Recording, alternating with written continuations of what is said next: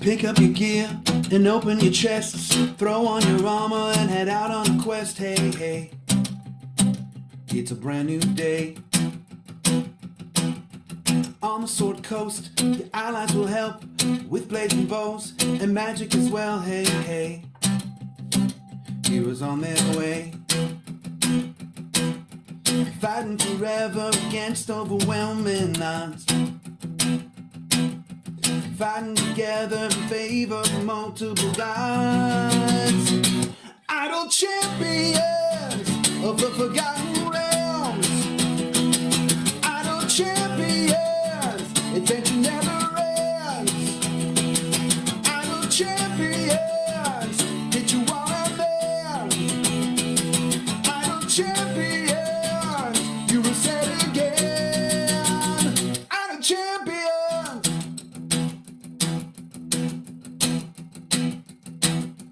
From Waterdeep to Icewind Dale, head out the Shelf, or Shadowfell, hey, hey. Together we stay. Walk to the monsters, walk to the boss, walk to the right, it's never a loss, hey, hey. Bad guys to slay. Fighting forever against overwhelming odds. Fighting together in favor of multiple gods. Idle champions of the forgotten realms. Idle champions, adventure never ends. Idle champions, hit you all out there. Idle champions, you will say it again. Idle champions.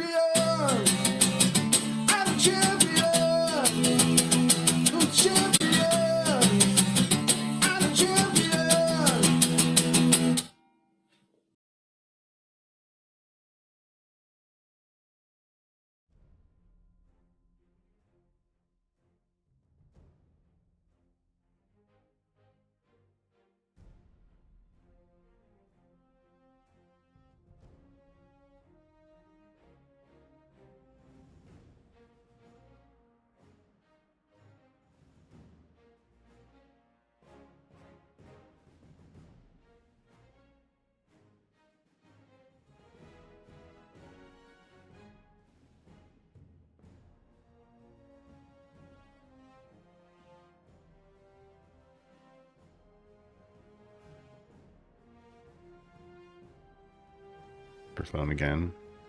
There it is. Thanks, OBS. Appreciate you. Every time I update it, resets all my audio settings. So this is what captions are for, folks. So yes, welcome back. It's Gaarawarr's Guide, the tutorial show, which means it's Saturday, which means I'm Gaarawarr. Today we're talking about Festival Fools Flex Champions. Yeah.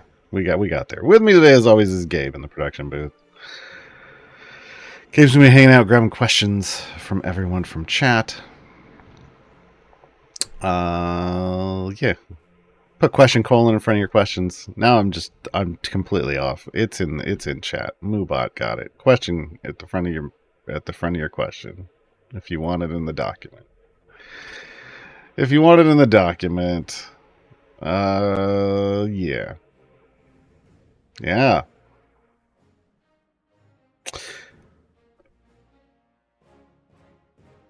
Yeah.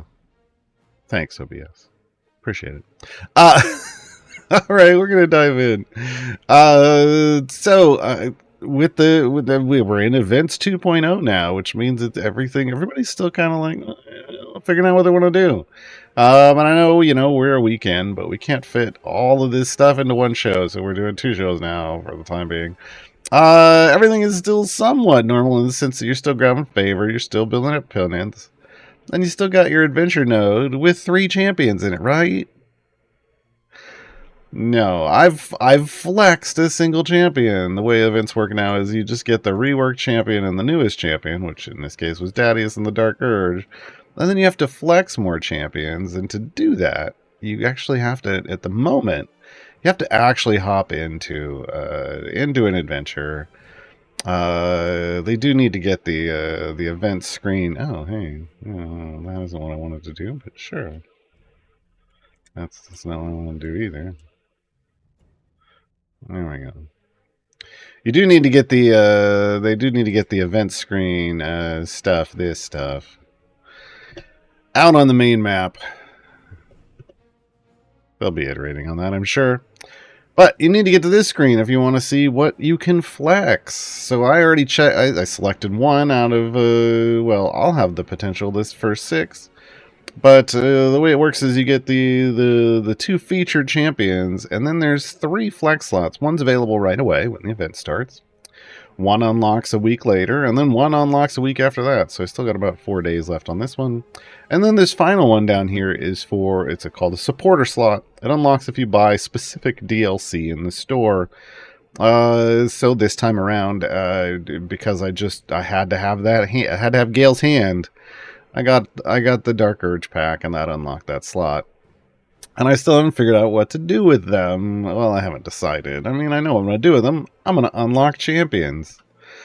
Or at least get some extra gear for them, since I own them all. So, we're going to talk about like how you make these decisions. One of the most important things, though, that we need to talk about is for the first flex slot is absolutely has no cost whatsoever. You just get to flex right in, right? But the second and third ones require 3 time gate pieces. Hopefully we'll get the cost added out here onto this bar. But just know that if you want to flex those champions, you got to drop 3 time gate pieces. Now the nice thing about this is compared to a regular time gate, well, is it only costs 3 time gate pieces, and you're gonna unlock a champion, one of the flex champions. And you'll at least, even as a new player, be able to grab 3 gold chests from it, which is a lot like a time gate, right? So it's a time gate at a lower cost, and if you complete tier 1, you'll get a nice little buff. Like for Strix, it would be increase the damage of all champions for tier 1. That applies for 60 days from the start of the event. So a nice little bonus for a while that's going to apply to your account. Now, if you do have more power on your account, if you are a more experienced player, you might be able to push and get all the way up. Like I've already cleared tier 1 because I've done these champions in events before. You might be able to push all the way up to earning 12 total chests. There's 4 tiers of content. Depending on the champion and their variants and the restrictions of those variants, the tier 4 can be anywhere from a breeze to a hurricane. To a hurricane. So, yeah. Just be aware. Be aware. Getting up to 1600 is the highest, the 3rd variant, the highest goal. And some of them it can be pretty daunting. Even for people who have more experience and who have more power on their account. If you've heavily invested in legendary effects across lots of champions, including the ones that qualify for these, then you'd probably be fine. But if you haven't yet, it's going to be a pretty rough time. If you hear people in chat going, "Oh, if I can do them, anyone can do them," that's not true at all. Don't feel bad if you can't.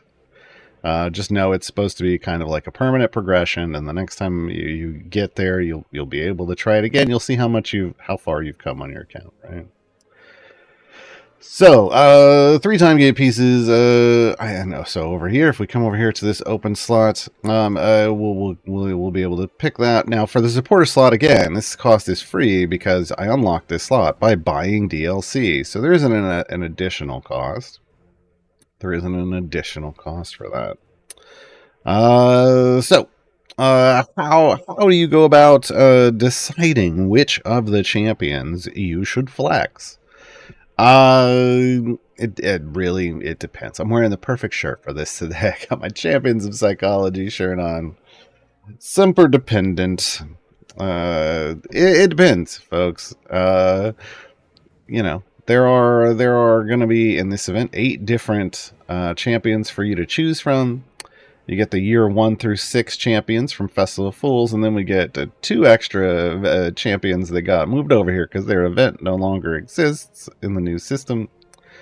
And they earn a variety of bench seats, right? And they do a variety of different things.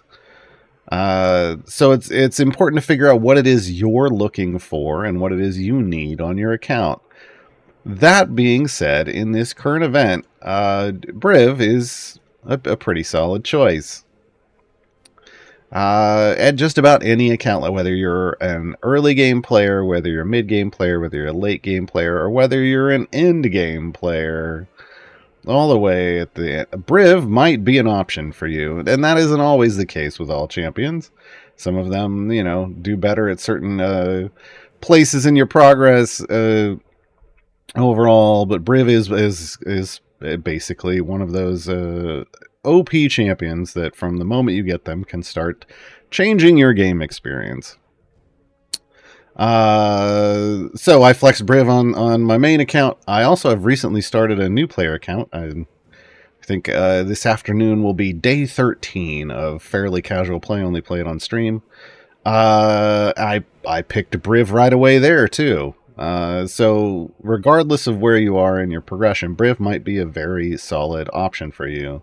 And we'll talk about, we're going to go over each of the champions just briefly here in a bit. So you'll understand a little bit more why.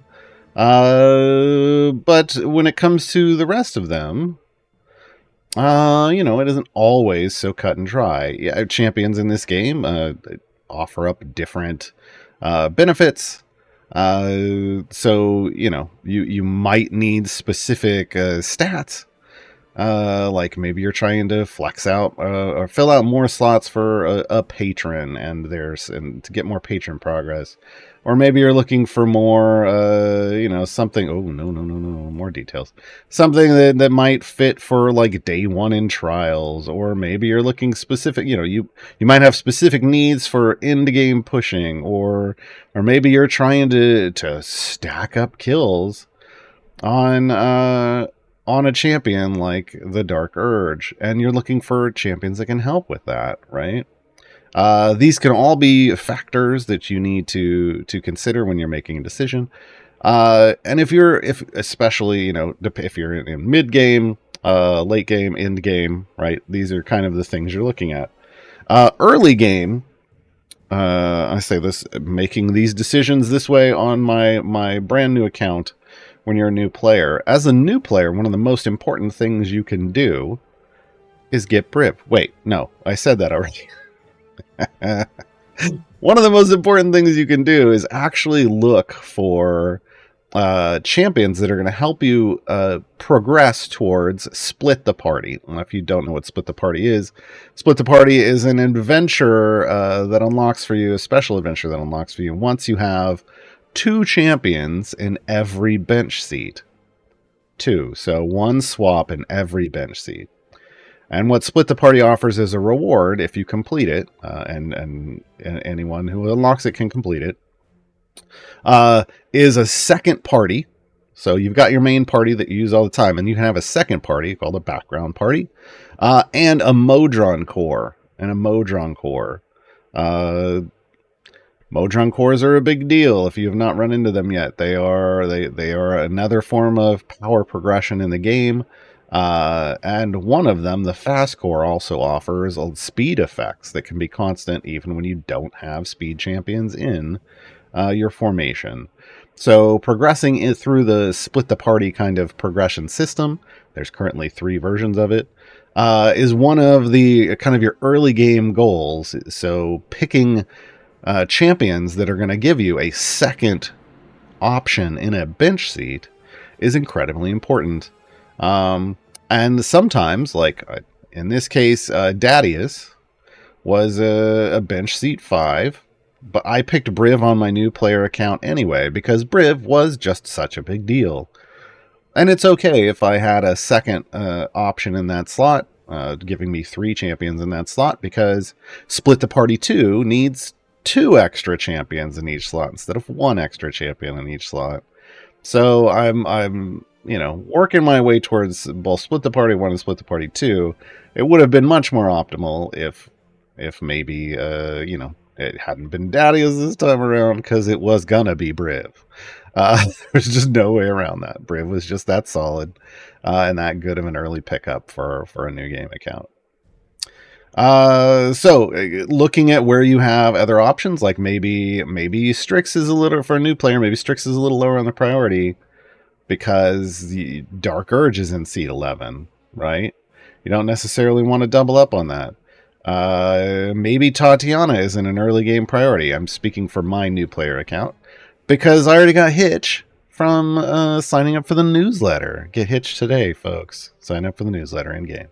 So, I wouldn't necessarily need Tatyana either as a swap. That's more of a Split the Party 2 progress. I'm not there yet.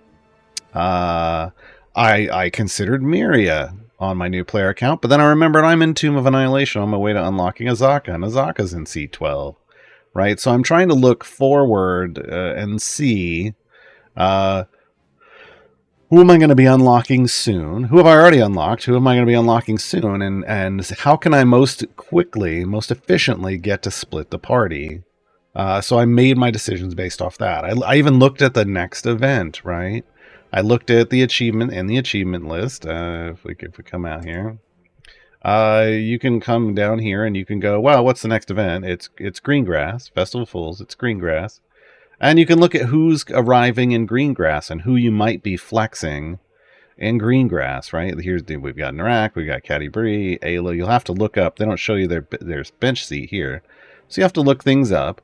But what I figured is like, hey, Orkira's in slot 1, so I'm definitely going to get Orkira, which means in the event currently for flexing, I know on my new player account I don't need Cthis. I ended up going with Regis because needed someone for slot 2, right? And I think I'm going to end up going for Rosie because I need someone in slot 10, and the others are on my new player account. That's how I'm making my decisions.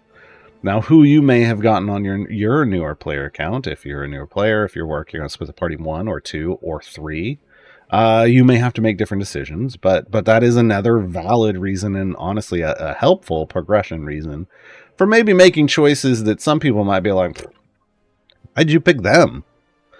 But the reality is sometimes that overall progress is going to be better for you early on to start getting kind of some of these snowballs rolling of getting a Modron core, leveling it up, getting it piped out. These are important things. These are important things. So one thing I do want to point out while we're on the Rosie, while I mention Rosie, disclaimer, Rosie Bee Stinger has a variant. It's variant 3. It's called Bee Stingers Unleashed, and the restriction states only Strix and Rosie can be used. Unfortunately, if you do not have Strix, it will not let you do this. It won't just let you go in and have just Rosie. This has been brought to the attention of developers. We don't know what they're going to do with it. But currently, if you pick Rosie and you don't have Strix, you will be gated in progress. You will only be able to complete the first 2 variants, and even if you have tons of power on your account and could have gone into like tier 2 and tier 3 and tier 4, you won't be able to, because you won't be able to get past variant 3. You won't even be able to attempt it currently. Yep. So just know that. Now that we are kind of into the final phase, if you only have one unlock left and you didn't pick Strix already, Rosie will kind of block a little bit of your progress. So Rosie may not be the best choice. Now, I'm still going to pick Rosie on my new player account because I've been pushing, but I'm real new over there in terms of gear and power. So I can finish tier 1, but I wouldn't be able to go into tier 3 anyway. And she's going to help me towards Split the Party just by owning her. So I'm okay with that, making that decision, making that informed decision on my new player account. But you all got to be aware of that on yours. Okay. Let's talk about, let's bring some of these champions in. Let me throw some familiars out here. You know what? Hold on. In honor of the Dark Urge, let's get Gale's hand out here. Hey, Gale, give us a hand, would you? You know what we should really just put? We should really just put hands out, right? Give me the mage hand. Which,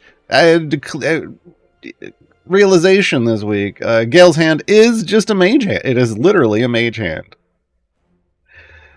The Dark Urge casts mage hand. Thump. Thump. Just right in the middle of the field. Do we have any other hands? I'm feeling the need for... Yes, we've got Vecna's hand. Okay. There we go. Everybody give a big hand to Gale. Wait, everybody give a big Gale to Gale's hand. Wait, no. Huh? Gale's hand is the best inside joke. I'm so glad it made it in. I don't think that's it for hands. Alright, well, that's enough hands. I think that's 3 is pretty handy. 3 is pretty handy. So let's talk about all of these flex champions. So let's get over here. So again, bench seat 11, we got a Strix. Bench seat 12, we got a Miria. 10 is Miss Rosie Beestinger. Now they're in some outfits. These aren't necessarily their default. We will get to that. We got Briv over here. We got Alindra in... Briv's in 5, Alyndra's in 6. Tatyana is over here with Human and Delana in 8. We'll throw her up front. We'll throw Briv up front. Let's spread some of these out so they're not necessarily overlapping each other. And then we need Regis and Cthis. Ooh, Cthis is being used in a background party. All right, there we go. There we go. Here, let's do this. All right. So we have a total in this event. Ooh, changeling. We have a total in this event of 8 flex champions, and these are them. So we've got Tatyana and... I got it. I guess I should probably... This is normal Tatyana. We're going to leave the Tatyana, but this is what Tatyana would normally look like. This is what Briv would normally look like. I mean, I don't know. Look, I like my outfits, folks. I like the outfits. So Tatyana and Briv are tanks. They are both tanks. They are both speed champions as well. They have different speed effects, but we'll talk about that. Now we've got everyone else out here except for Rosie is at least a support. In some cases, a support DPS. Strix is support DPS. Rosie is just pure DPS. And Miria is tanking support. Now, Miria isn't always the kind of... We'll talk about this, but Miria isn't always the kind of tanking support that goes in the front. We'll get into her features as well. Yeah, I came for the idol, but I stayed for the costumes, and especially the pyro ones. They are the default. If they've got a pirate skin, what do you mean they've got other skins? The pirate. Alright, so let's talk about... Well, let's just start with Briv, because Briv is, again, kind of the champion that probably, when they run the numbers, was the most popular choice to flex in Festival of Fools. I'm just calling it now. I think we could call it before that, and we would be fine. Briv, again, tanking, healing, support, and speed, and he does them all well, unfortunately. That's what makes him OP. He is a member of the Heroes of the Plains, which is a full affiliation. Now I've got some feats in that have my overwhelm up a bit, so he doesn't start this high, but he has a solid overwhelm. I want to say he starts at like 30. Yeah, he starts at 30. Again, just real strong all across the board. He has an attack with a taunt in it. which is rare as a default for tank champions. So once again, kind of came out real strong across the board. His big thing, like I said, we're not going to go into full explanations of all of these champions because there's too many of them. His big thing is when he gets hit, he starts buffing the party more. He has steel bone stack, so he gets armor that takes over his body, pops out of his body, and he gets damage reduction from it, and then he builds these stacks, and for every stack, the buff gets bigger, the support buff gets bigger, and this is key to Briv. Briv is basically telling you with this, I'm a deep pusher. I'm not necessarily about short, fast, early runs. Not necessarily. I want to get hit. And if I'm not getting hit, I'm not doing my job. And that's true for all of this. For pretty much his whole kit. He needs to be hit to activate what's going on. Now there is steel, so he increases the damage of all champions behind him by a tiny amount for each stack of steel bones. This is what feeds in to getting hit. Getting hit gives you the buff. His speed effect is one of the 2 strongest speed effects in the game.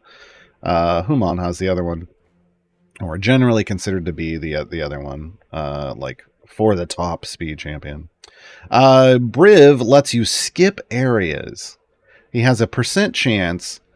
Starting off, it's a low % chance that when you complete an area, he'll just skip the next one. So like we're on 3, or we were on 3, and if we completed, do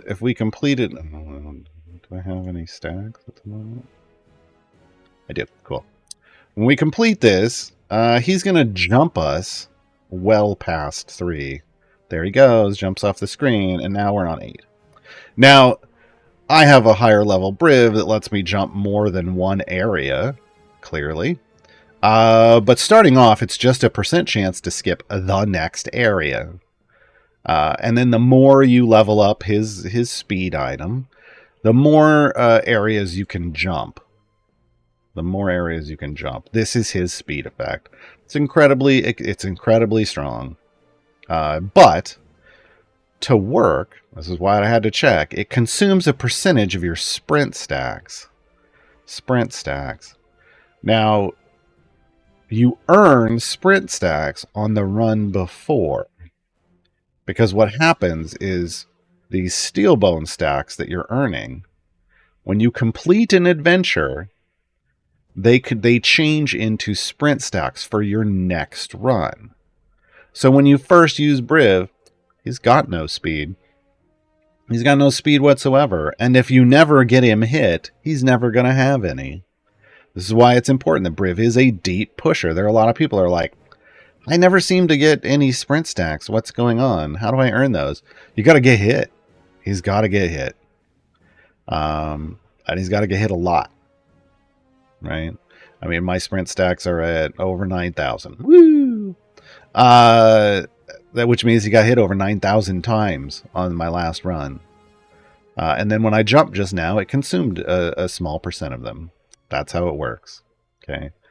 Now Briv also, because hey, being a tank with damage reduction and a taunt and having a support buff that gets bigger the more you're hit, and having one of the best speed effects in the game, all that wasn't enough. So they put one of the best healing effects in the game on him as well. When he gets hit, he has a pet flump that kind of tracks how much damage he's taking. And after either 10 hits or 10 seconds, whichever comes first, the flump totals all that damage up and heals Briv for a portion of it. Actually, heals the entire party because healing Briv alone isn't enough. It's an AoE, it's a full AoE, full party heal based off the damage the tank is taking every 10 hits or every 10 seconds. It starts off at a low amount, 50%, but still that's effectively delayed damage reduction on a champion that already has built-in 10% damage reduction. Okay. Now, if you combine this healing effect with other healing boosts, like there's a perk patron perk and Mert that boosts healing, and then there's some other champions that boost healing, and even Briv has a specialization that can boost his own healing. You can just heal him for 100% of the damage that he took, which means as long as he survives for 10 hits or 10 seconds, he's back to full health again. This is what makes Briv one of the best tanks in the game. It's pretty ridiculous. It's pretty ridiculous. Now, the downside is, if he's not getting hit, he's not healing.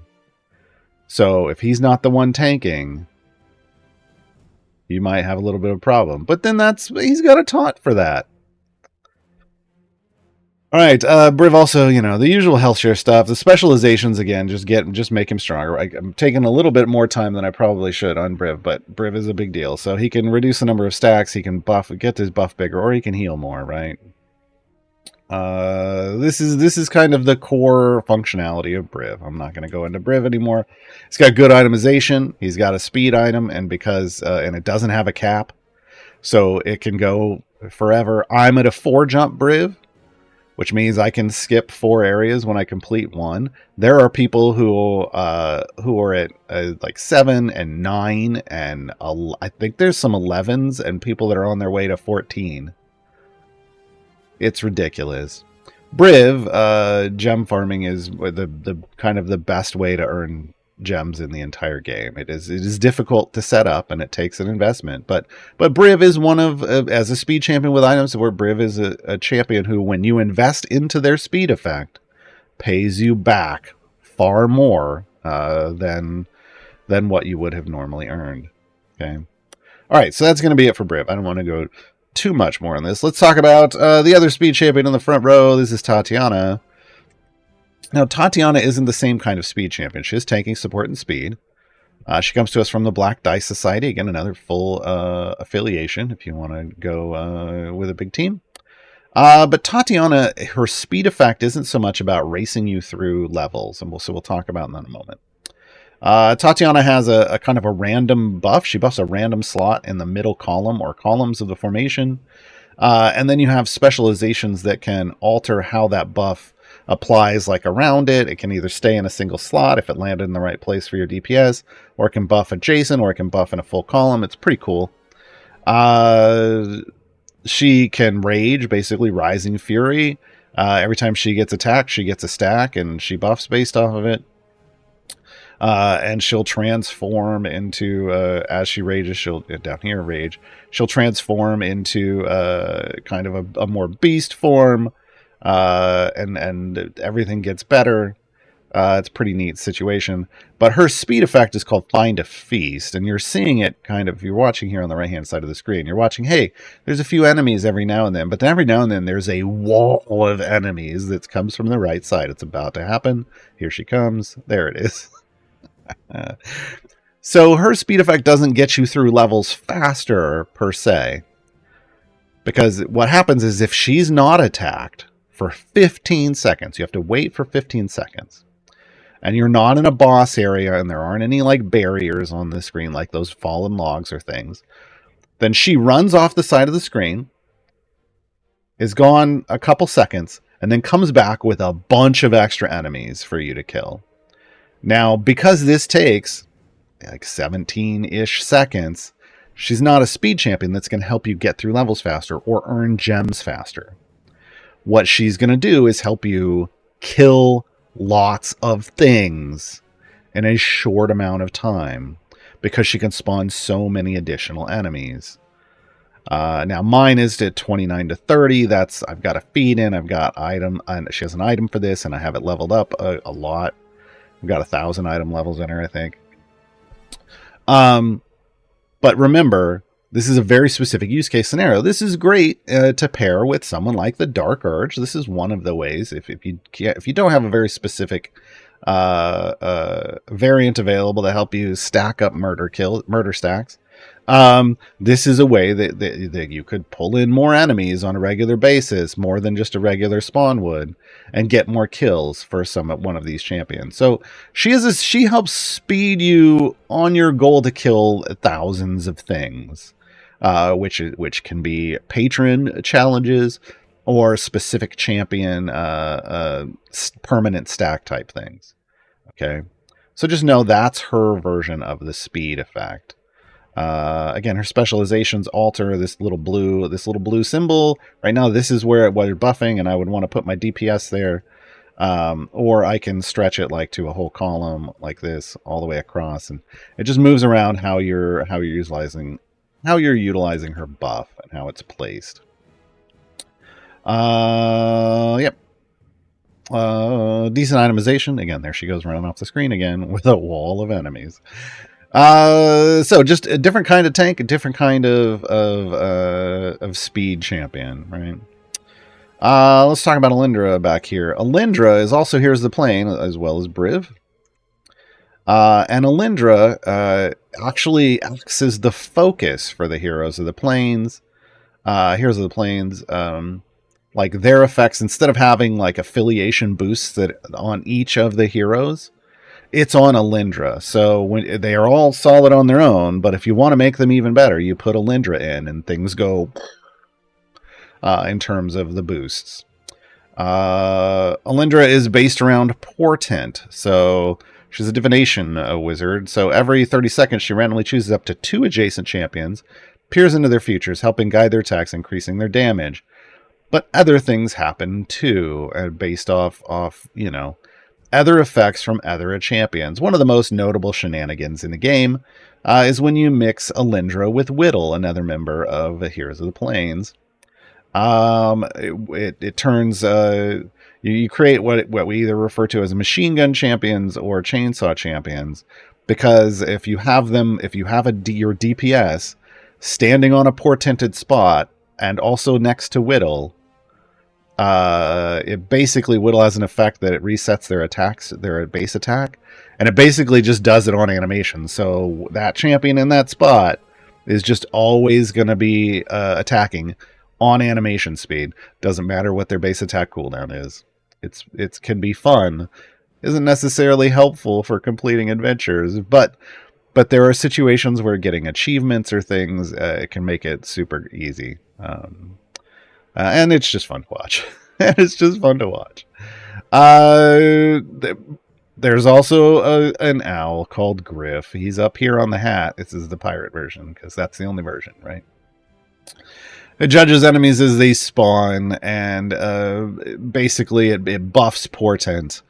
The more judgy he gets. But here's the huge stack of like effects for what happens if you have other Heroes of the Plains in, and it buffs every other champion. It buffs just huge buffs they're affected by an item, which is why I have some solid numbers here for everyone. So everyone just gets better.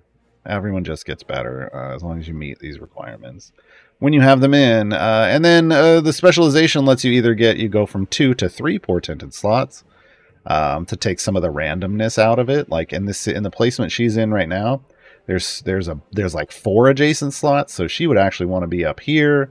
So there's only 3, and then you would go with the 3, and then you would pick that 3. Or she would want to be back here where there's only 2, and then you could pick the other specialization choice.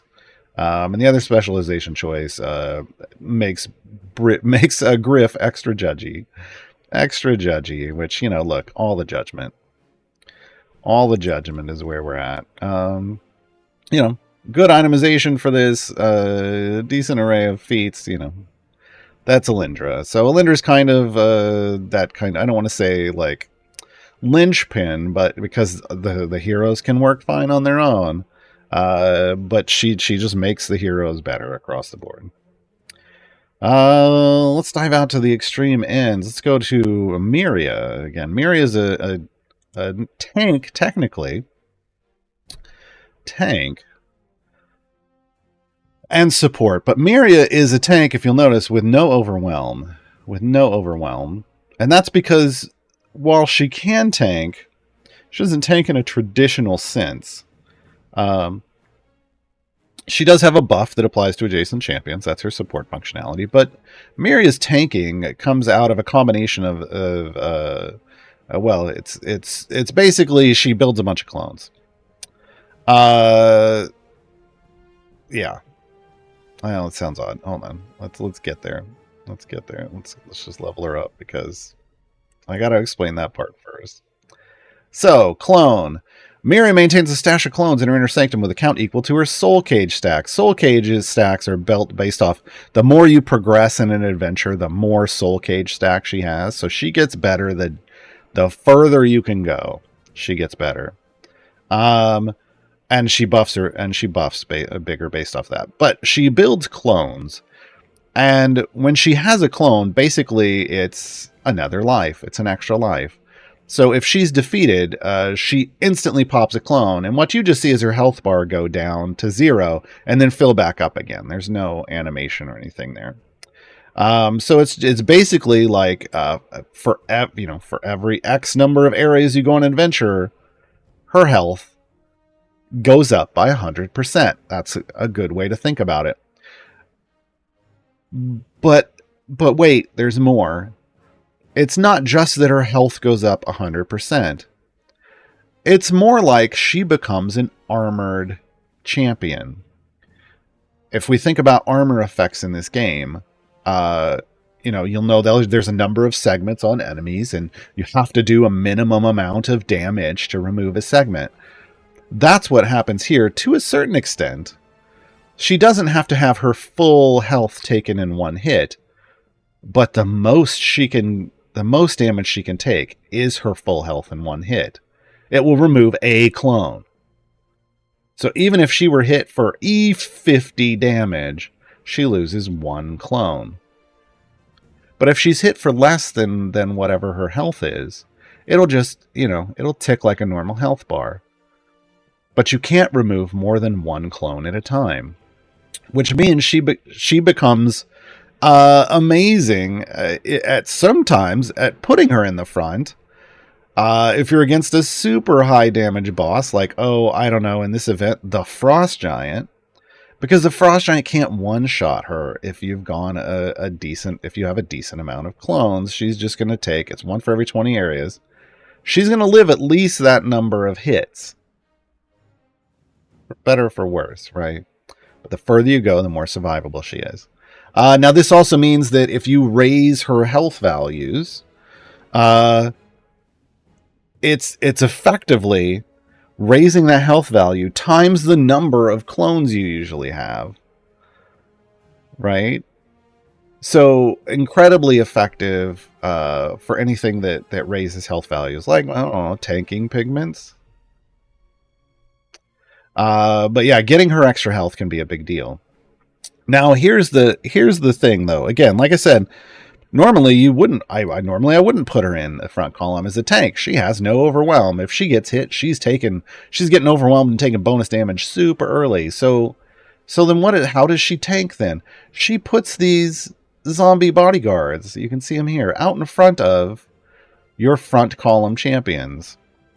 And what happens is when those champions get hit, she reduces their damage. They only take 10% of the normal amount of damage they would take. So if they were going to get hit for 100 damage, that tank only takes 10 damage, making that tank way more survivable than they normally would be. Now, the downside to that is she takes the other 90%. Now, I know this says the bodyguard takes it, but this is misleading. She takes it. She takes it. This is where her clones come in handy, because she's going to take this damage and die over and over and over again. And while that sounds potentially like a bad thing, the more she dies, the fewer clones she has left, the more clones you use up, the bigger her buff gets. So it's actually this weird kind of masochistic good thing that she's taking all this damage, because she's just going to make your party better and better and better and better because of it. And then her health share is based off every soul cage she stacks. So Miria is a fantastic option to pick out of flex slots if you're looking for someone to help you survive deeper pushes. And to keep your tanks alive better for those. All right, let's talk about. We're gonna leave the mother-daughter duo over here for later. Let's go talk about Cthis. Cthis Straub joins us from Akinks, the C team, and is part of a full affiliation. There's only 4 of them. Now Cthis functions a little differently. Again, kind of a very unique kit. He's going to reduce your gold find. He's going to take it. He's going to reduce it by 10%. But he's going to buff everybody in exchange for that. And what he does is, whenever here, you can see now that I've got him in. These little pink coins that are dropping, that's his tax. That's the 10%. Like, you can effectively see he's taking those, and those pink coins fly to him. So he's going to take that 10%. He's going to save up those coins. It's the bonus coins here. To summon a demon to help your party. You can see the demon back here in the back, next to Regis. That demon sits on the champion that does your lowest damage and exists for 30 seconds. The demon's name, not in the game, should be, canonically, Grave of Men. Grave of Men is the name of the demon. It's just an awesome name. I don't know why they didn't put it in the game.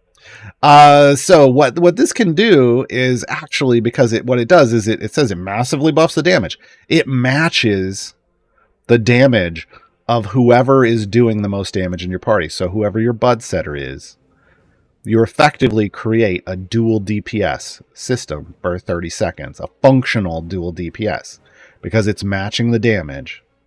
There's a lot of neat things you can do with this. If you can somehow make it so that your lowest damage champion is a multi-hit champion or an AoE champion, you can create extra wave clear. You can remove extra chunks off armored stuff. It can be a lot of fun. So it's neat. It comes at a cost, but it's worth it. There's the other thing, he has buffs. Obviously, they're based off location in the party. And you can either reduce the number of coins required to summon Grave of Men. You can cut it in half. Or you can buff more people. That's pretty much it. He's pretty straightforward. He doesn't get super complicated. The complication is in the kind of placing him correctly in your formation and making sure that Grave of Men is going to a good home. Is going to a good home. Yeah. Void TV, if you want to put that as a question, I will address it again. I called that out specifically because the text is misleading. But if you want to put that as a question, then we'll address it in the second half of the show. Okay, so let's talk about Regis. Regis is in a pretty funny outfit. This is Regis. He's in his mythic outfit currently. Regis joins us from the Companions of the Hall. Yes, that's the name. It's not Champions. It's Companions of the Hall, whose leader is actually Brunor, not Dritz. This is a full affiliation. Literally, this is it. These are the 5 Companions of the Hall, canonically. Regis is crit-based. He's a crit-based champion. He has stuff that functions off crits, but he also has a buff and a debuff, and he either buffs the column ahead or behind of him, depending on where you place him. These are formation placement cues. And then he can debuff enemies based off what type of base attack your primary DPS is. So, range DPS, melee DPS, or magic DPS. Notice click damage. I gotta address this. Click damage is none of these things. It's click damage. Regis doesn't increase your click damage. Just your base attack damage. Okay. Just your base attack damage. This is the primary functionality of his kit. He buffs a column and he debuffs enemies. Now, along with all the companions of the hall have a bounty of the hall that increases one of their buffs. And Regis also has a healing ability. He has healing support and gold find. It's a healing ability, but his healing only triggers if he crits. He has a 20% chance to crit. So 1 in 5 attacks from Regis. Now, if you're killing everything with click damage, he's never going to heal your party. But then again, if you're killing everything with click damage, you shouldn't need a heal. There are variants, though. Just keep in mind. There are variants where you're just constantly taking damage, and if you're killing with clicks, he's never going to heal your party. Right? So that's the downside of his heal. Where's the other thing? Here we go. He can boost his chance to crit. Basically, when another party member is crit themselves. So basically what happens is he sees somebody else get seriously wounded. He's going to increase his chance to heal them and everybody else. And then he has gold find. Where did they put his gold find again? They moved everything around in his rework. There we go. Regis increases your gold find bonus by 100% for each mithril hall stack you have. And basically every companion in the hall contributes 1 stack. But they also have feats that can give you more stacks. So depending on how many mithril hall stacks are in your total party, not unlike if you only started recently, adversaries have tadpoles. Same thing. Everything gets better with mithril hall stacks. Okay. That's Regis. That's Regis. All right. Let's talk about Strix. Strix was year 1 champion. Strix Bee Stinger comes from originally the Waffle crew, but also now part of AC Inc. So a double affiliation for Strix.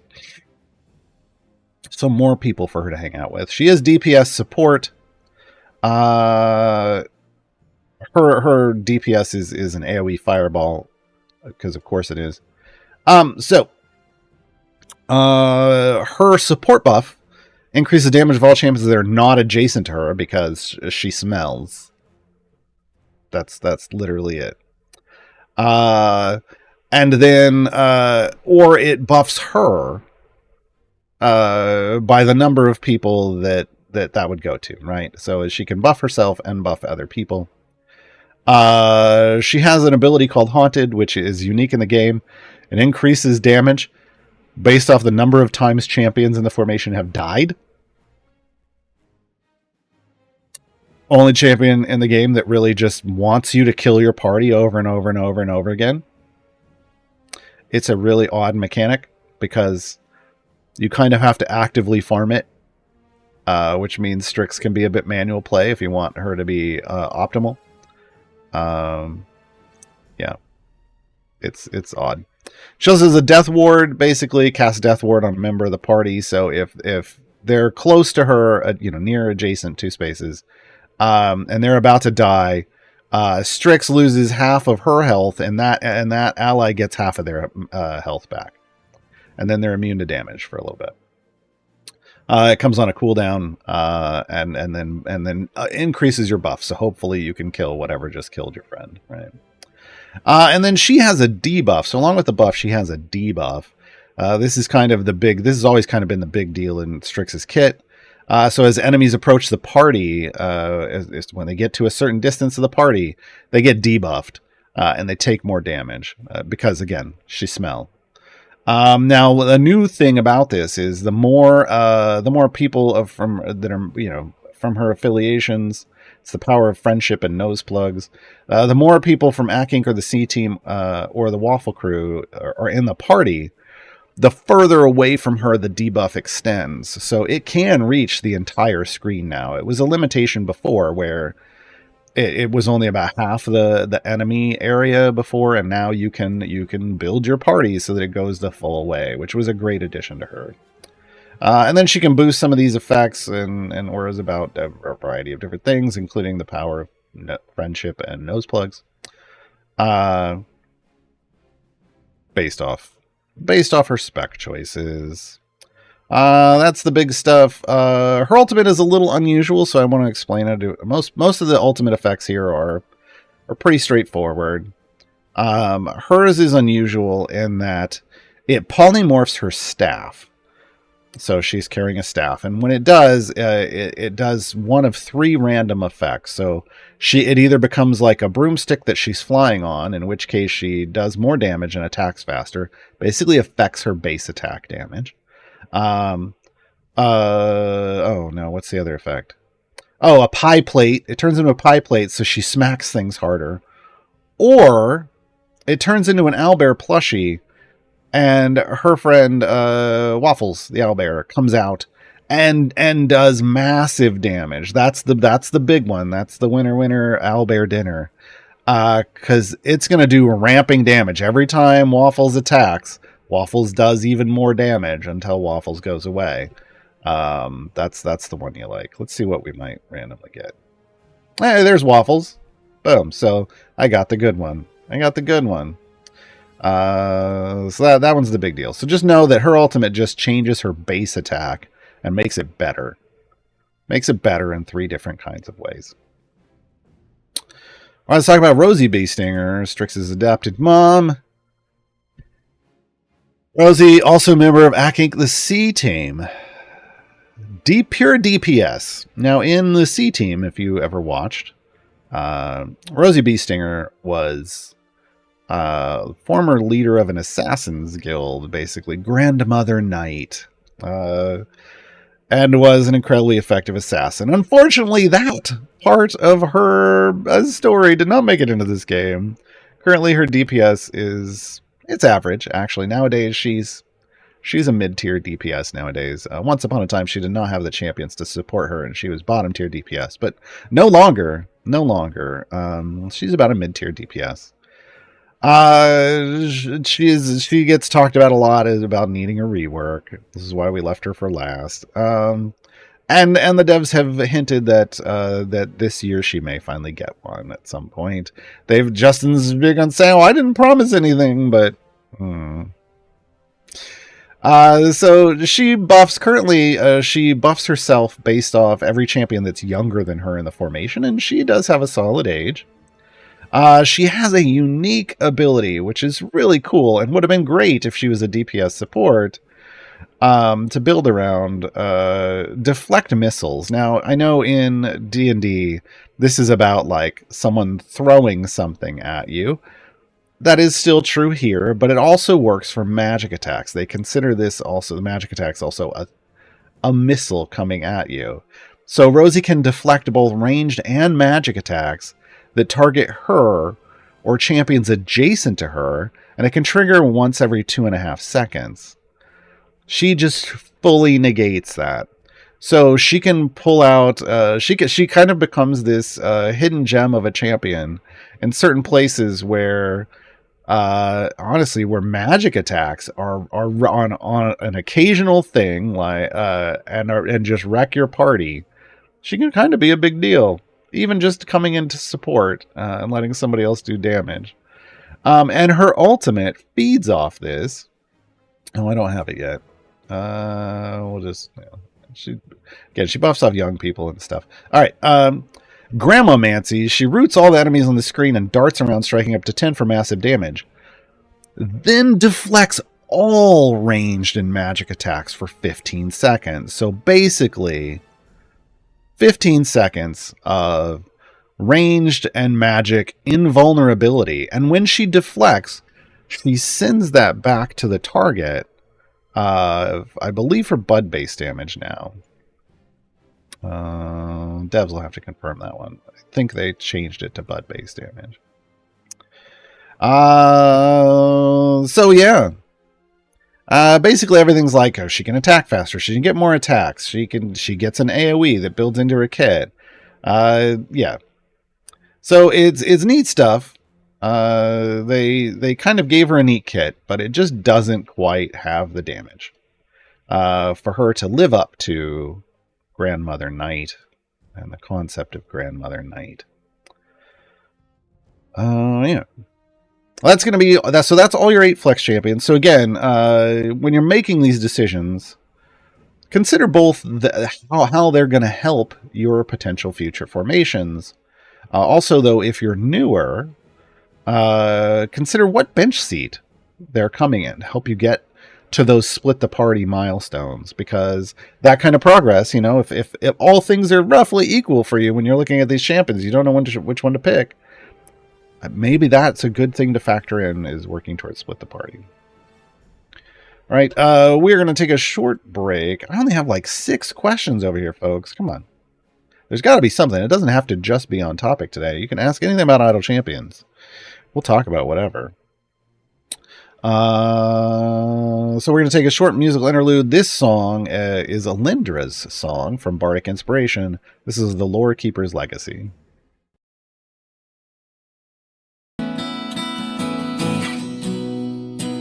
Daughter of oblivion,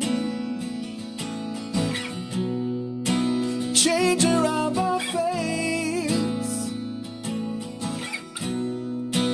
past and future intertwined, the path is never straight, logic cuts her enemies, reason never wanes,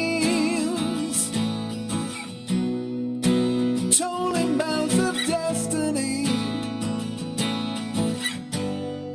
as she crosses through the flames.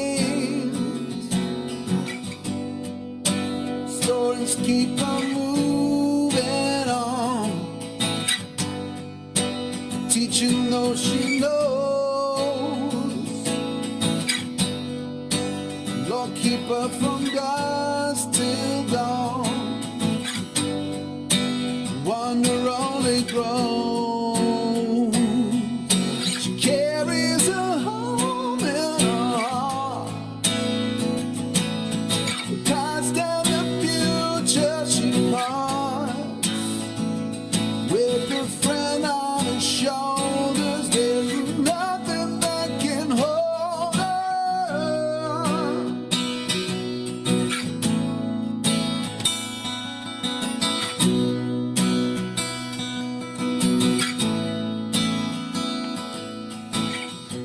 The wheel of time is wayward. She can find the thread, telling one of countless futures. The rest will go unsaid. Oh, forcing through the scrolls of time. If you can read the vellum, only she can guide a friend, inspire and propel them. She carries her home in her heart. The past and the future she fronts. With her friends on her shoulders, there is nothing that can hold her. Carries her home in her heart. The past and the future she fronts. With her friends on her shoulders, there is nothing that can hold her.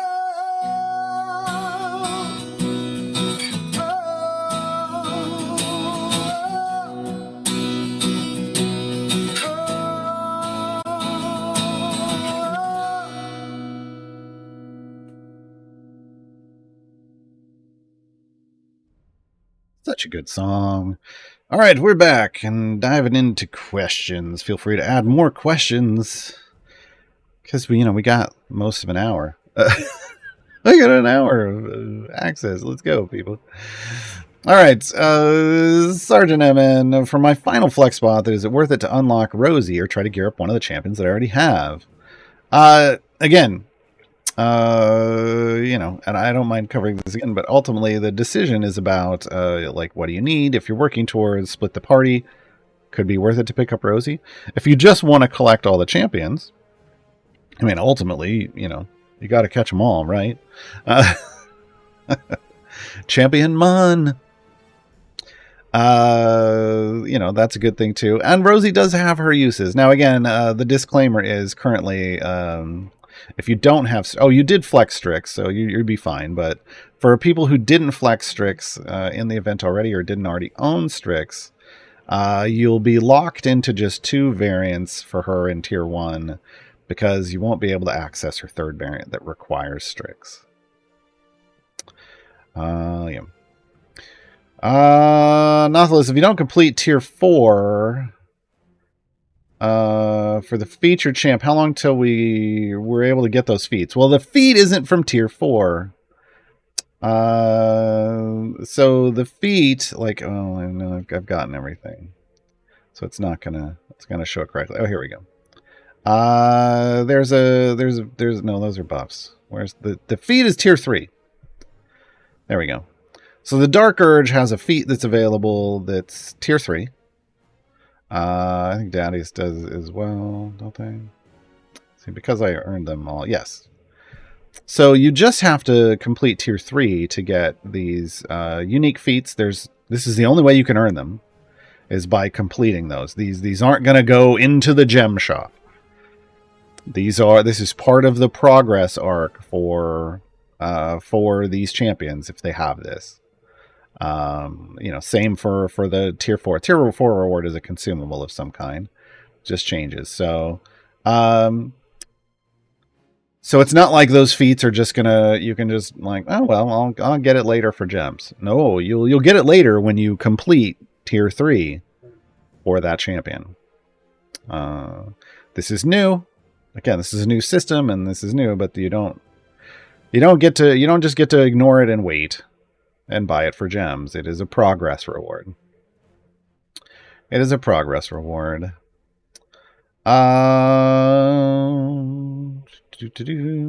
Pyloven. And he just finished Briv, talking about Briv. But do you have a guide online to walk through how to set up Briv gem farming without scripting? I do not. I don't do those guides, but Zeke and Lediath do. You can find over on the subreddit. Zeke's got a post, and Lediath's got a post, and Lediath streams, and you can find VODs, like saved highlights over on their Twitch channel that walk you through stuff.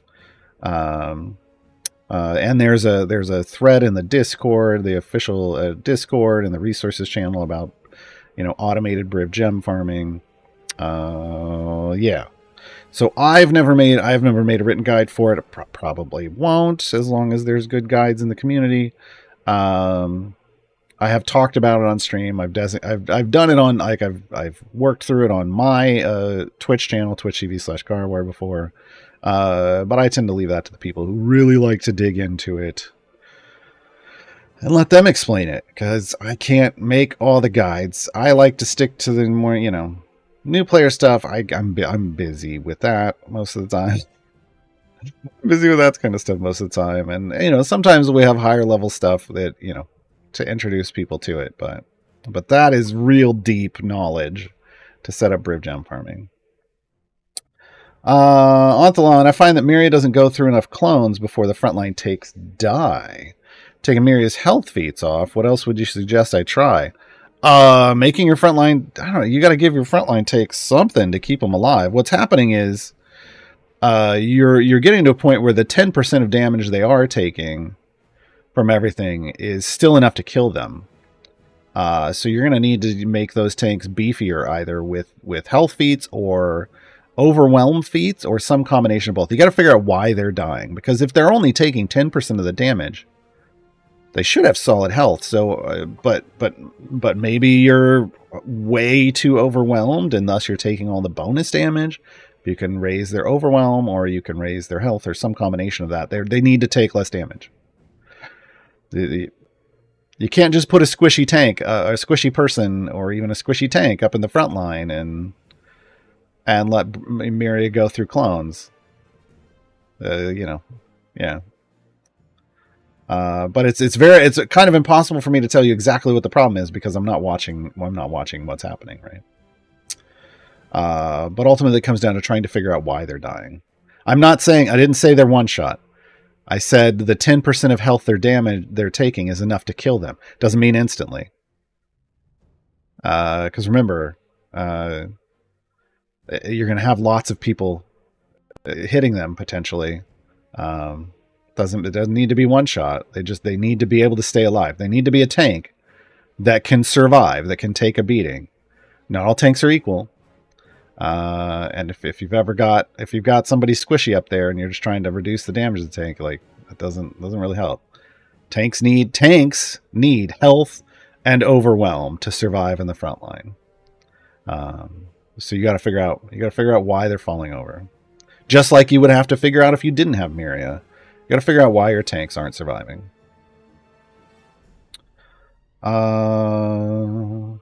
Ricardoso, for someone who started playing today, what would be the best strategy regarding this event? If you start today, I mean, the key is just you're going to want to unlock each of the champions, and you're going to want to flex Briv. That would be the number one flex for you. You're not going to have the time gate pieces required to unlock the other flex slots. And unless you throw cash at the game, you won't have this. And I don't know that would be. I don't know that. I'll be honest. Just an minute like this, but I don't know that there's an event DLC that would be the best option for you to throw cash at if you're brand new. I think that's just kind of the reality. There are other things that might be better for you to throw cash at as a brand new player than to try to unlock one of these slots. So you're only really going to have the ability as a brand new player to do the 3 champions for the event. And you'll have you'll need to want to hit up my guide over on the subreddit.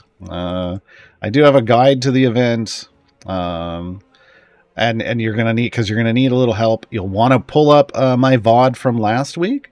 So last week's tutorial show was to Festival of Fools, and I went over like the Dark Urge and Dadius and efficient ways to play through the event.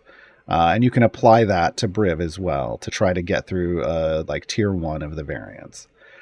That's it. And then whatever tokens you have now in this system, when you have event tokens, like I got a bunch of them here, you come to the chest tab, you find the champion that you want to buy chests for, and right at the top there's an event pack that's 2 silvers and a gold that you spend these pennants on.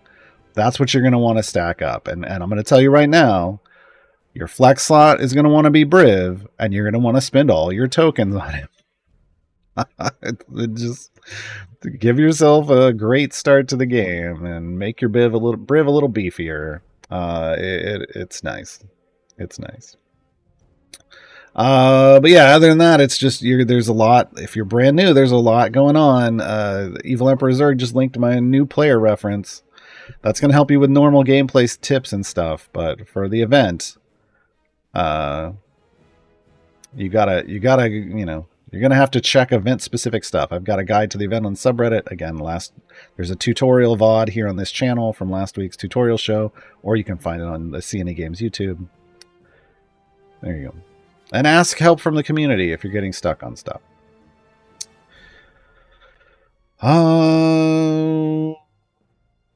MC1740, do you have a formation that can do Dadius' Smart Companion? I've been trying to get it done with different formations and even got to 200 plus and still haven't got it done. What I'm hearing here, we're going to go do it because I don't think I've done it on this account yet. What I'm hearing is people are trying to do it and then it's not working. And when I talk to them about it, I'm not saying this is the case here, but lately when I talk to them about it, they didn't meet the requirements. They didn't actually meet the requirements, and they thought they did. So here's what has to happen. Oh, hey, Gail's hand came out right away to help us. So here's what has to happen for. Oh, let's bring up the achievement first, so people understand what we're talking about here. So if I scroll all the way to the bottom, there's an. Oh, did I do it? Oh no, it's not Festival of Fools. He's a Cimmeral boy. That's right. Smart Companions. Complete 100 areas while Dadius is buffing everyone in the formation with skill empowerment. So this means you need to understand how skill empowerment was, and it feels like people are missing this part. This is the big part they're missing. They also need to buff everyone in the formation. I like Sword Coast because I can put Dadius here, and his buff can technically reach everywhere in the formation. So that's step 1 for me. Also, there's fewer champions. When it says everyone in the formation, it needs a full formation. You can't skip that and just be like one person bit.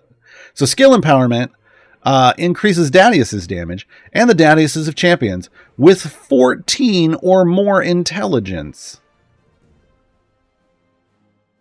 Now, we can adjust this, and you should. where I'm just going to pick none of this spec doesn't matter, but this one does. Use smaller words. Use smaller words. So this changes the intelligence requirement to 12. To 12. Okay. So now we need to add 8 other champions whose intelligence is 12 or higher. Now you can't do this with core champions. Well, with just core champions, I should say. Not everybody is going to have, like, she just barely meets the requirement, so we can throw Celeste in. But not everybody is going to have the 12 int needed to pull this off. And I'm missing a lot of my champions. Ashara should. She does. She's got 17. Minsk will not, right, at 10. But Delano would Hitch. Hitch would as well, now that we've lowered it to 12. Would Dritz? Dritz is at 12. I can't remember. Makos would be as well. Makos would as well. Just trying to see who else I have that I could pull in that's base. Jamila will not. She's a 10. And Archon is a 10 as well. Wait. Yeah, he's not a bright boy. But what is Zaka as an early unlock? Nope, only 11. So you have to find, I think there's maybe 1 or 2 more out of the core champions. But they're doing other things. You're gonna have to find people that meet that int requirement, right? So, like here, Cthis for me. Cthis does it. Nahara does not. Whoever here is smart. Grandma? Yeah, Grandma would. Everybody's favorite grandma. Grandma. Let's see. Baloth's smart, right? Yeah, Baloth's a smart boy. And Jim is probably, yeah, Jim is smart. So now I know, now if I look through these, I've got the 13 int, 12, 19, etc. Like everything should be good. Does it give me a total here? Yes, skill and power gives me stacks because it's a stacking ability. I can see I'm at 9. I'm buffing my whole formation. So now that this is at 9, now skill empowerment has 9 stacks. Now I need to go 100 areas. So I already completed 1 while I was sitting there. That means I need to complete, 101. Right? And I'll just go ahead and do this. Let's throw some speed potions at it. Yeah. And we'll level up click damage, and we'll get there. And we'll get there. But that's how you got to do it. I mean, that's a full walkthrough. Now, your champions may differ than mine, but you got to find if 12 or higher int. 12 or higher int. A lot of people that I've seen do it they were missing the int requirement. The Satesh, how do you properly use the Dark Urge? I've been struggling to get him to do good damage. Well, I mean, first off, you got to have good gear. Obviously, so he may not be able to compare to other champions if your gear isn't comparable yet, and if he's brand new in your formation, he might not be. Where's he? He's over here. 11. Let me level him up. Throw some gold at him. Okay. So now he does have a ramping mechanic or a stacking mechanic, permanent stack, and that's the more things he kills, the more damage he's going to do. And this is something that very well you may have to work on to get him comparable with some of your other champions. So like the Urge, I've gotten him. Oh wow, I've got 28,000 stacks. I'm shocked. But even that's only an EO5 bonus for me right now, right? So you have to know, like, you're going to want to hunt some stacks, but, you know, it is a small bonus, but it's still a bonus, and that might be something you're leaving on the table. One of the big part of Dark Urge's kit is Ceramorphosis. This is true with all the absolute adversaries. The more tadpoles that are in your formation, the better those champions are going to be. And Dark Urge straight up buffs himself based off each Ceramorphosis stack multiplicatively, and this is pre-stack. This is what we call mathematically overpowered ability, or a mop. Dark Urge mops twice. This is one of them, and what this means is you want to get as many of these stacks as possible when you're building your formation. So you want other absolute adversaries or other people with tadpole feats, And maybe you just don't have those yet, which is fine. That just means the Dark Urge isn't going to come into their power until you do. That's part of building some formations with these champions, is getting them the support that they need, right? Now, their other mop is they've got Living on the Edge. This means they want to be on the edge of a formation and or surrounded by champions that have the DPS tag. They don't have to be, you don't want pure DPS per se, but they're going to get stacks based off this. And again, those stacks boost their damage multiplicatively. There's item support for this stuff that makes them stronger. Keep in mind, the Dark Urge is like a PB AoE, like a very small AoE champion. So they are a single target hit that then pulses an AoE around them, like a slash. And you can make that better, but you'll never make them a multi-hit champion. So their weakness is fighting against segmented health enemies. They just can't take a lot of armor chunks off. They can only take one at a time, armor or segment chunks off. So that's going to be weak for them, but they should put out a lot of damage for you. Their specs can change how that works. So their left spec, Storm Sorcery, makes their AoE bigger.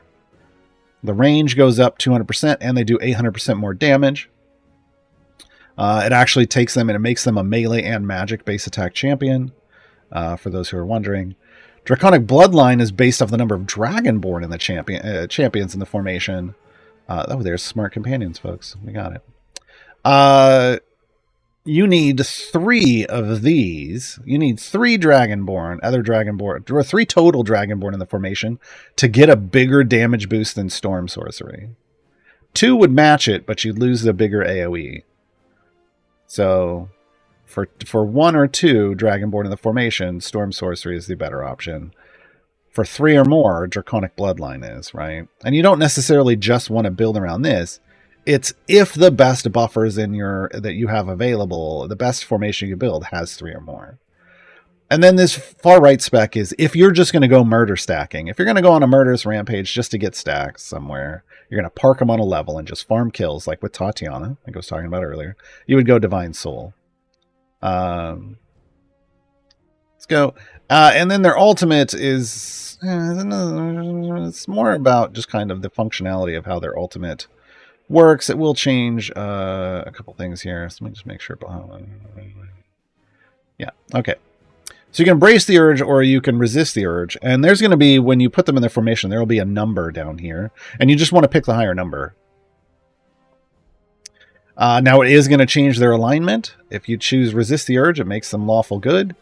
And that might change if you had people who were buffing evil in your party, they're not evil anymore. So you kind of have to build around that, right? Yeah. This is a big part of it. Obviously, an evil party, a more bigger evil party, is going to do a lot more damage. But you get a cool, you get the damage boost for good. So it's kind of like the bigger the number, the better. And then the ultimate is either going to do this cool multi-hit ultimate, or it's going to revive the party. But they're each getting 100% more damage based off either evil or good champions. If you have neutral champions, a lot of neutral champions in your party, they're not helping the Dark Urge out when it comes to this. So that's another thing that might be draining a little of your damage away. But then the big thing about the Dark Urge, because they are a champion with mop abilities, not just 1 but 2, they're going to get bigger the more item levels they have, and thus the more power is in this slot. So shining certain things and dumping a lot of item levels into it is good. Gilding them, I should say, shiny or golden.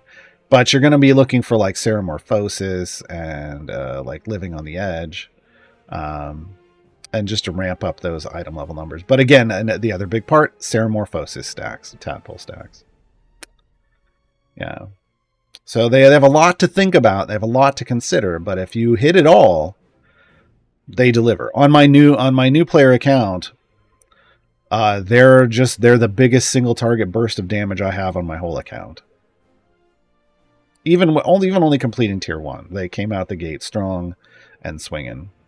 I don't even have any other tadpole stacks in my party. They came out hitting hard.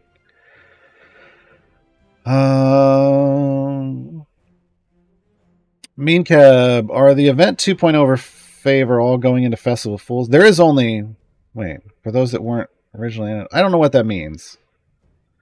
There is, we are in Festival Fools, so that's the only favor you're earning. Mean Cab. There are retired events for blessings, just going to sit there at 0. I don't know what that means.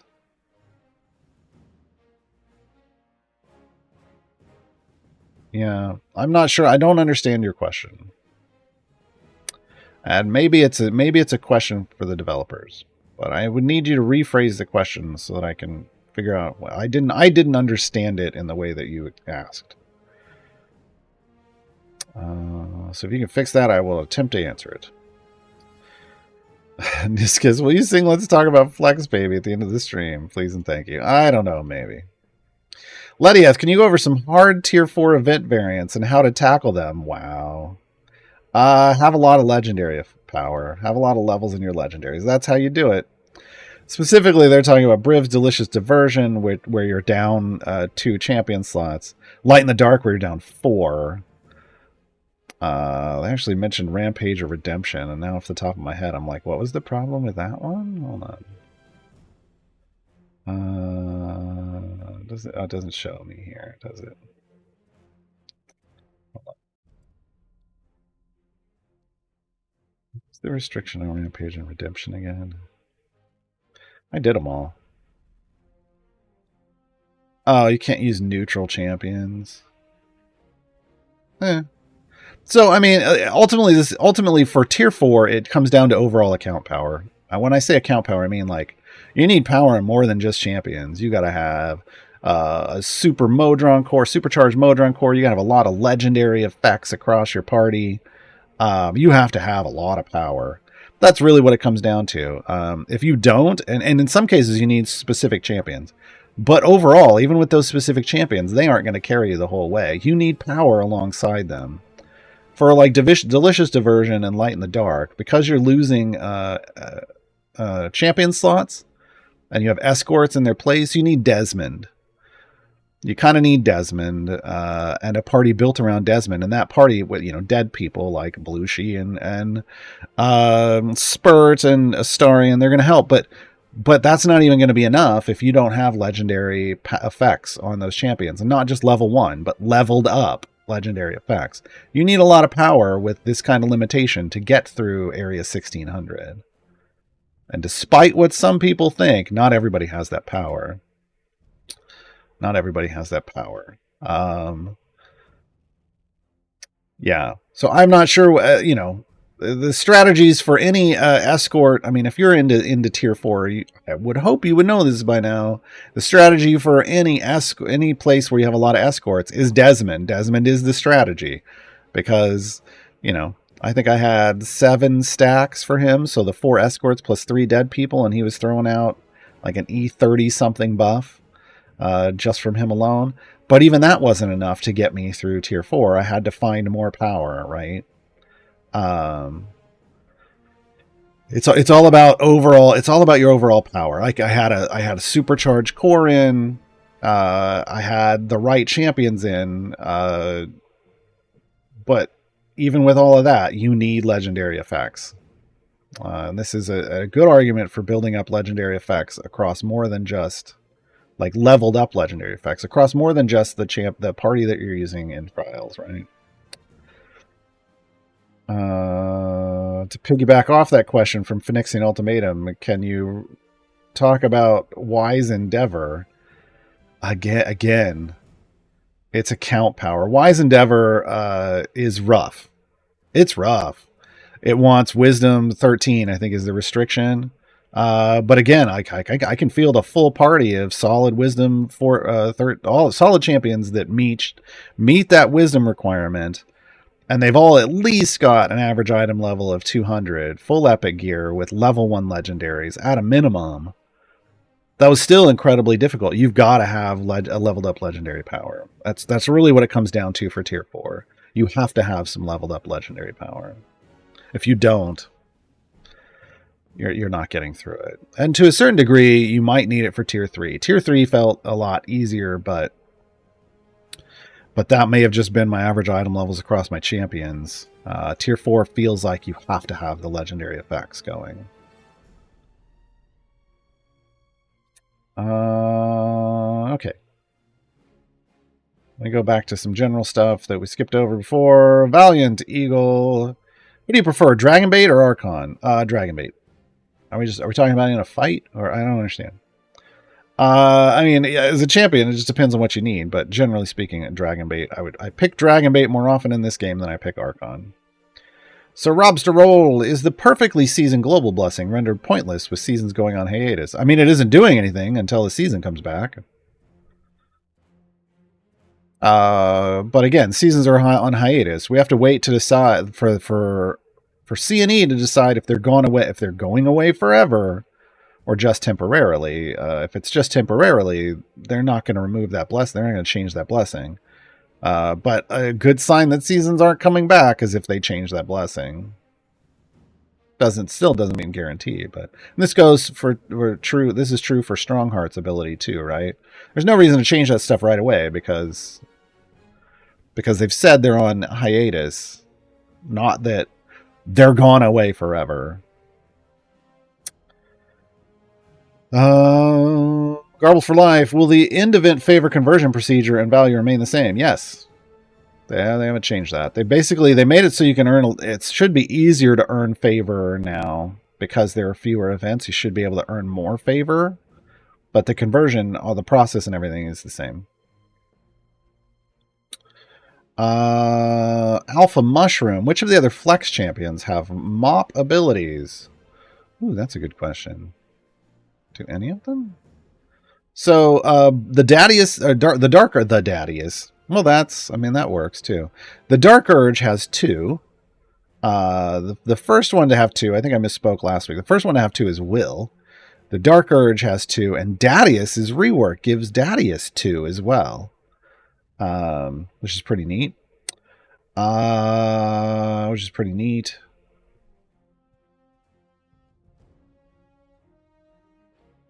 Looking at these, I have a list. It's not fully updated yet. Off the top of my head, hold on. Let me see if any of these. Off the top of my head, I feel like Alindra.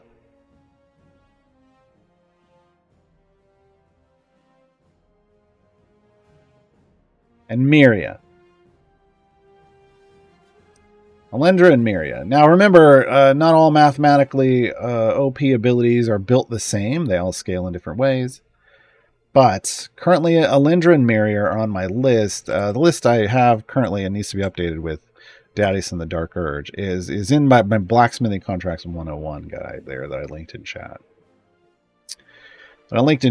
So yeah, those are the 2, which means they're, right out the gate, they may not be super strong, but as you gear them up, they get better, right? That's ultimately what they're talking about. Now, how much they get better just kind of depends on the ability. Not all mops are the same. Not all mops are the same, right? Some are way better than others. Yeah. Kimmy, I'm embarrassed to even admit it. Don't worry about it. After all this time, I still have never done a trial of T-Mop. I hear that a lot. I've put it off for months and just used up scales I'd gotten from seasons. I'm just afraid of screwing up other people's runs. How far should I be able to push before I start? So here's the thing. And somebody probably already said, hopefully somebody said this in chat already. If you've unlocked trials, you can do trials and you can be a contributing member at the lower tiers. Not only, like, normal is the tier that you start on. I have got a run going right now. Normal is the tier that you start on. Exalted Legend is, so tier 1, and Exalted Legend is tier 10. Nobody can really be bothered to memorize all the names and what tiers they are. So would you be able to do tier 10 right away? No, but you can't even get to it anyway, because it's a gated system, which means you come in at normal, and you're not allowed to join anything other than normal until you beat normal. This is a group thing, so you want to join a group that's doing it and go in and contribute. And you as someone who has unlocked it, you can contribute it. you're fine. You're gonna be fine. You're gonna be fine in tier 1. Because here's the reality. If you can qualify for trials, you could solo tier 1. Okay, that's how straightforward tier 1 is, for the most part. So going in with a group, though, helps in case you get bad restrictions and you're just trying to figure it out and maybe you screw some things up. Fine. That's what the group is for. Sometimes you carry, sometimes they carry you. That's part of being in a group, right? And you should just be able to progress through the first few levels. And then what you want to do with those scales is you want to start investing those scales on the champions that you're using in your trials pushing groups. Because that's what's going to help you then push through and be a contributing member for all of the other tiers as you go up.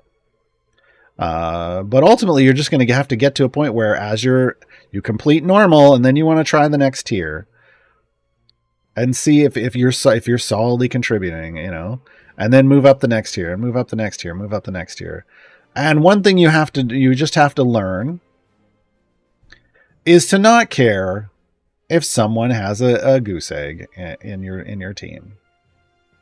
You just have to not care. I know that's real hard for some people. It's real hard for some people. And I saw somebody in chat. I hope that's a 0-day bug.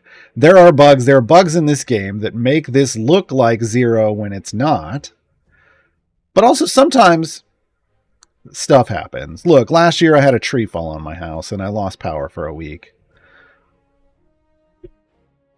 There's all kinds of real world reasons why someone might join a trial and not be able to complete it. I mean, look, even this week, I didn't even do day 1. I totally spaced and forgot to do day 1.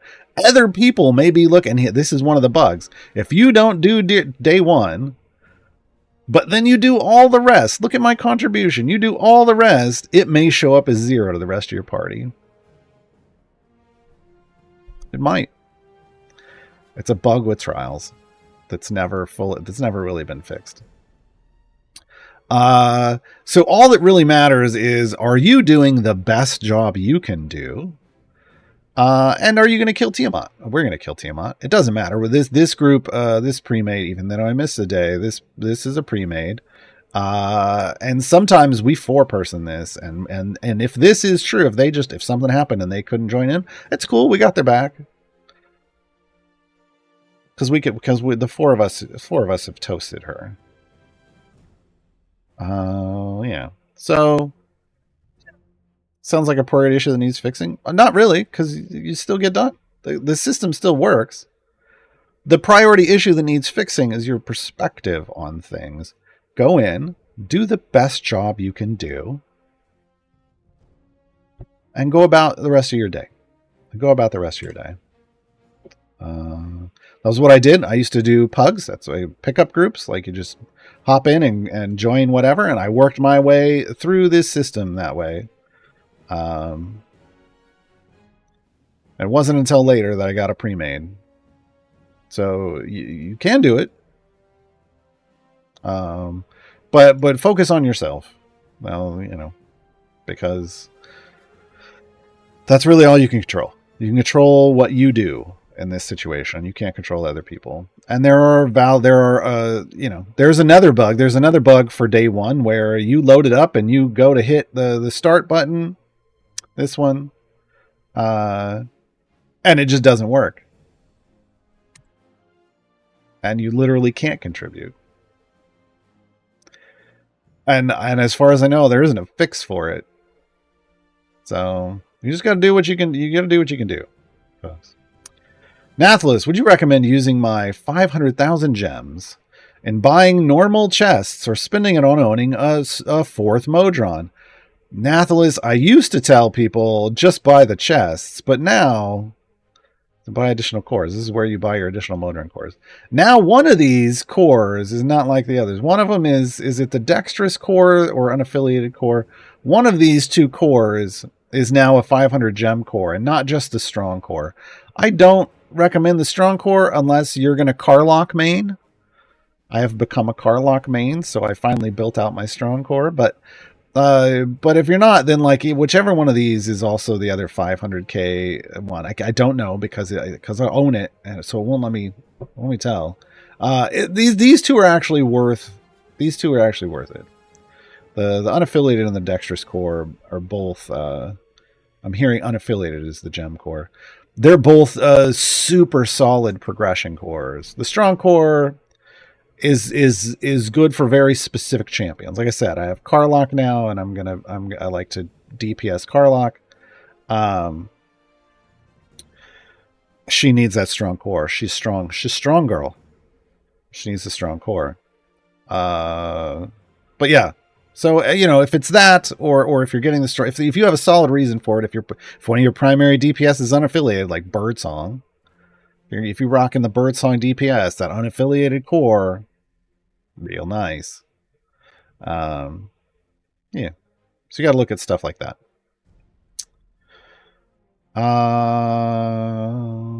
Remember, folks, if you want to ask a question, please put question colon in front of it, because I do actually have a couple here. I'm going to answer those first. Big Carl, are certain legendary effects more desirable than others, or are they equal? Oh, no, they're different. Does reforging delete the levels of a legendary? No, it does not. So let's go demonstrate. So not all things are created equal. Now, one thing to note is if it's a DPS champion, because here's the list. You click on it doesn't matter what item I click on, it's the same list. Not all of these buffs are the same, right? They're different values. And how you want to, and what you want. I really don't even, when you just first get them, just roll them and legendary each one and ignore what the effect is. Because it's more important, it is easier and more cost effective for you to just forge a new legendary on the same champion than try to reforge one, because the reforge system currently is not that great. The reforge system base cost is 1,000, but once I reforge an item, the cost doubles and then slowly reduces every 24 hours. So I only reforge once a week, because that's the most cost-effective way to do it. Let me look at Miria. So here's Miria. Miria might be somebody I would consider reforging. I'll have to check the effects. We've got damage all champions 100%. We can go just for female champions. It's all damage, by the way. There's nothing else here but damage. So some people want to build around these specific other very niche buffs that could potentially be large. Because they want to use that champion in a specific formation, only ever buffing another specific DPS, right? And those types of situations, the more niche you get, the bigger the buff. I prefer everything to be the generic buff. It's the smallest buff, but it means I can use that champion with everyone, and all of my legendary power is always available in every formation combination I could use. That's what I prefer. That is not necessarily how a lot of people play this game. But just know there's a couple different ways to decide about what you're doing. So my legendary effect increases the damage of all champions on the cube. Great. That's exactly what I want for Miria. Let's look at the next one. Increases damage of all female champions. Well, I'm not necessarily going to reforge this one because Karlach is currently my primary DPS, so I can leave that one for later. I'm going to go look at the next one. Increases damage of all elf champions. Karlach's not an elf. So here is a target for reforging. So I'm going to reforge, and when I do it, if you'll note, this is a level 10 legendary effect. So I've invested here. Reforge. Now it's champions with a dex score 15 or higher. That didn't get better. Karlach's sexy, but she's not dexy. It's not really. She's strong. She's a strong girl. She's not dexy. It's not horrible, but she doesn't meet that 15 or better requirement, right? So at some point I'm going to have to reforge that again to try to get it towards. Really, ultimately, what I want is damage of all champions. But I'll stop reforging if I get female for Karlach. Because I'll move on to something else. Because it will become a lower priority for me to reforge. Because I don't want to reforge right now, because now it costs twice as much. No thanks. those scales, even though I got a bunch of them, they're better off going into leveling up the legendary effects. So eventually, I have a very strong, powerful legendary effect. Now, currently, my target has been 10 for champions and like getting to 10. As you can see, I've got legendaries on everyone. Don't do that. If you want to, sure, but that is not good for progression. But like Miria still needs some leveled up to 10, right? So 10 has been my target for champions. Karlach, it needs one more up to 10. But like for a DPS champion, all of these effects benefit that DPS champion. That's the way they're built. I know there's been some complaints about the Dark Urge because one of theirs is for evil champions, and if you put them in their right-hand spec, they become good. I want everybody to understand these are not hand-selected effects. This is all built on a system that looks at the base stats, at all the base information of the champion.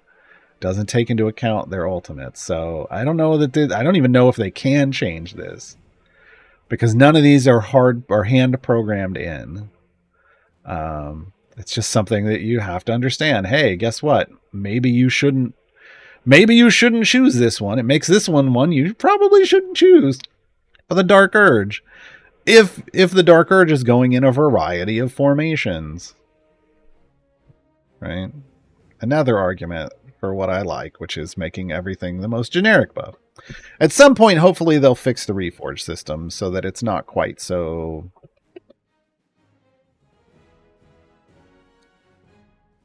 pointless. Like if you only Reforge, I mean, at some point you'll have all your legendaries at level 20, right? For 100+ champions in the game. But at some point, hopefully, we'll be able to Reforge more often than once a week efficiently. You know what I mean? Okay, Solarian, how do I get a special chest for my birthday? I know this isn't a thing, but I'm going to shoot my shot. I don't know. I don't even get a special chest for my birthday.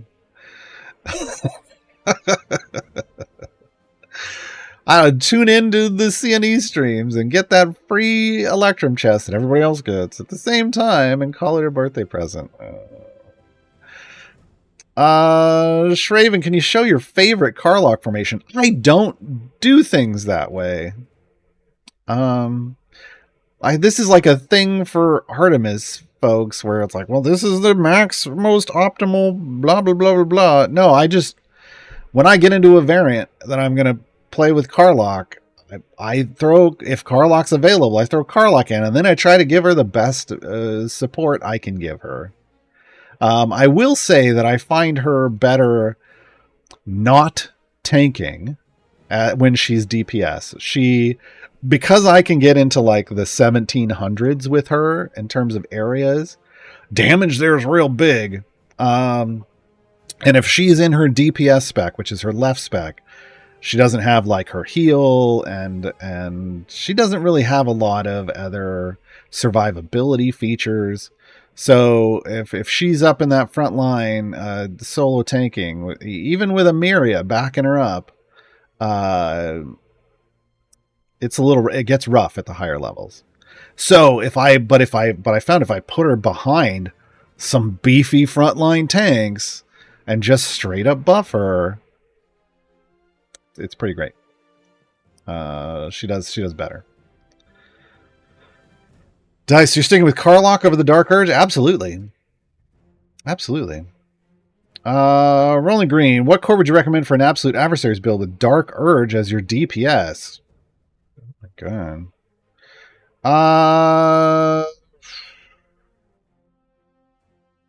Wow. That's a good question.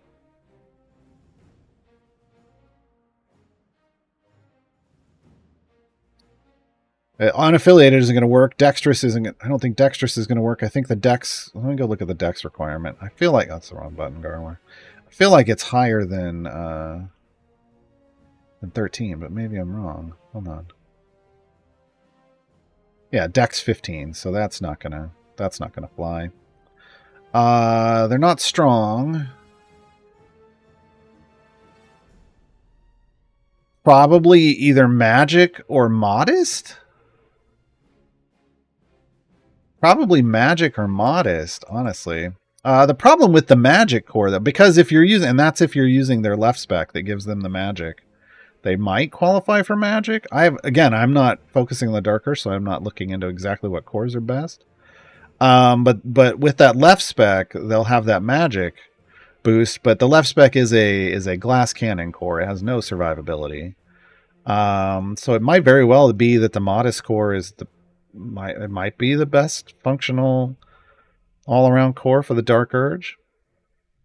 I tend to just push with my fast core to do most things, but it has most of the damage that a modest core does, but not all.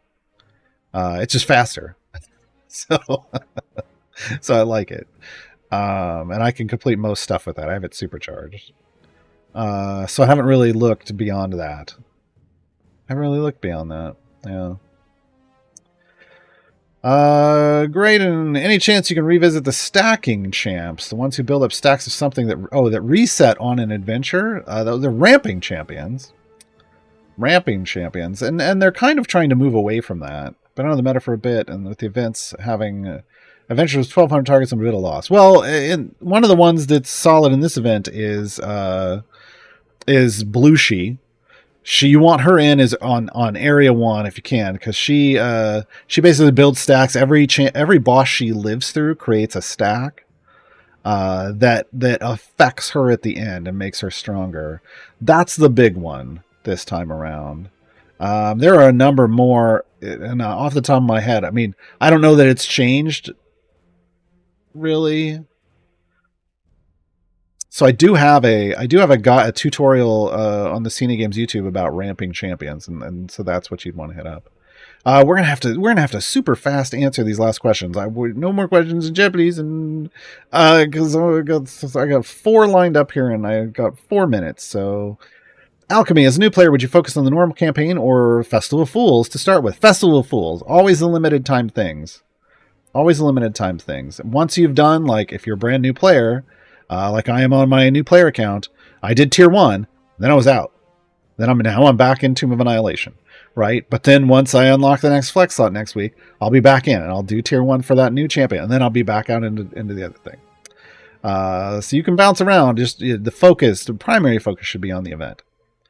Ominous Outlook, are there other champions that are similar to Desmond for the Festival of Fools escort variants? The only other one is worth mentioning is Solok, but Solok does buff off escorts, but also escorts and ranged champions, and that is a very specific thing. Whereas Desmond is escorts and dead champions. So Solok could be useful, but it means you're gonna have to have in that combination. You're gonna have to have some more stacks from ranged, and if that's not something that you have a lot of, or if those champions are suboptimal for deep pushing, that can be a problem. Caddy Bree is a super solid range champion, though, I will say, that you can pair up Solok with, but you probably want more ranged things than that, right? Lunod, what item level is your Karlach at? I don't know what the average is. I know I got her. I got at least one thing up to 1,000. Yeah, 1,024. So I mean, we're close to 1,000. This is going to drag the average down, but across the other 5, we're just over 1,000. And I think that's a good start. She'll get more. And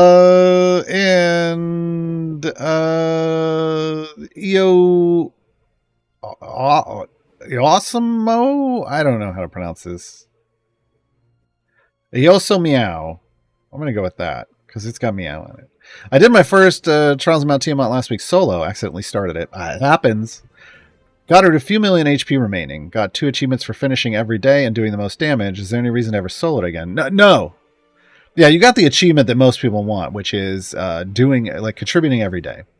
And even though you didn't finish, you get the rewards, like for scales, you get the percentage of health that you removed. Like if you got like 90% through, you get 90% of the base scale rewards. Now the problem is that you didn't get the bonus for actually killing her, but you knocked out a couple achievements,